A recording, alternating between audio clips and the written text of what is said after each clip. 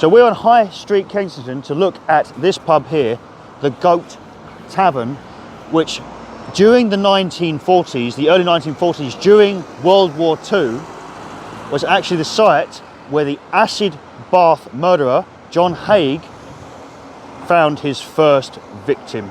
It's still a beautiful pub, and I think we'll go inside, and that's where I'll tell you the story, the summarised story. Come with me.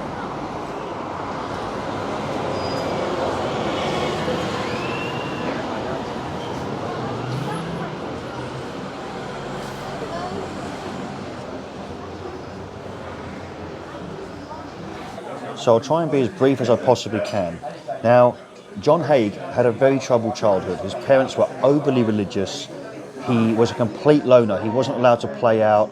His father was also quite influential in the town. So even if people had tried to speak on his behalf, his father would make their life very difficult. He spent his life in isolation.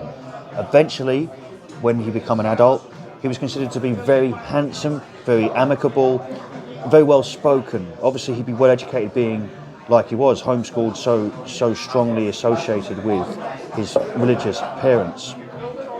But when he finally got married, he hid his criminal life. He was a fraudster, and he was going around committing fraud. Now, this might be a little bit harsh because we're yet to see any murders, but when he was caught and sent to prison for fraud, he'd hidden it from his wife. His wife actually put their baby up for adoption because she was pregnant at the time, and then left him. So he gets out of prison, continues his life of crime.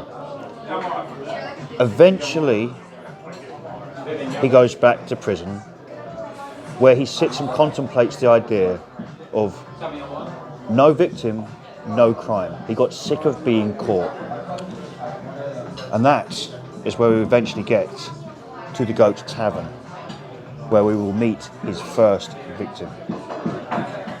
So an old employer of his called William McSwan was in this pub, and William had just inherited a load of properties, and he was making a vast amount of money, and this enraged John, the murderer, who became envious of his finances, his happiness, and that's where he decided to begin his acid bath regime.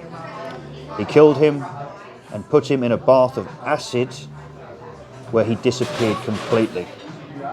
Now, he continued to murder people in this fashion, stealing from them, and some people he wouldn't be able to completely dissolve altogether, and he was only caught when he basically come across a wealthy widow called Constance Lane. But the issue was, Constance had told one of her friends that she was going to see him. And when she disappeared, her friend went to the authorities, and this would lead to John actually facing arrest. And I find it particularly strange because he was gloating to the authorities. He was saying, because he admitted it, because he must have been completely crazy, because he was saying, you've got no bodies, you can't charge me. But obviously he didn't understand that the admittance was enough for them to charge him. So he destroyed himself. So John Haig was hung for the acid bath murders. But when you think about it, think of the horrific murderers of today that get to go on living their life and maybe even see parole.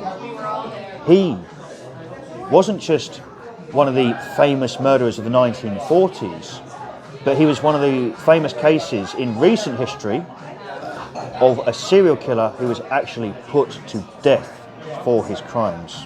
His first acid bath victim was in here, the Goat Tavern in Kensington.